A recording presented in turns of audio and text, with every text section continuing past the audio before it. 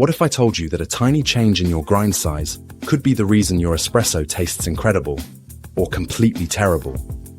Most people overlook grind size, but it directly affects extraction time and flavor. Get it right, and you'll have a smooth, rich espresso. Get it wrong, and you're in for a bitter or sour disappointment. Why grind size matters. If your grind is too fine, water flows too slowly, leading to over-extraction, bitter, harsh flavors. If it's too coarse, water flows too quickly, causing under-extraction, weak, sour taste. How to find the right grind size. Start with a fine grind, similar to fine sand. Pull a test shot. Aim for 20 to 30 seconds extraction time. Assess results. Too long and bitter? Grind is too fine. Go coarser.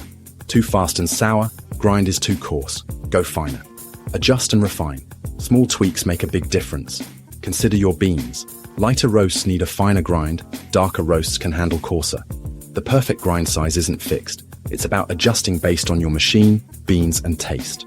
Watch your extraction time and tweak until you hit that sweet spot. Now that you know how to dial in your grind size, let's take your coffee to the next level.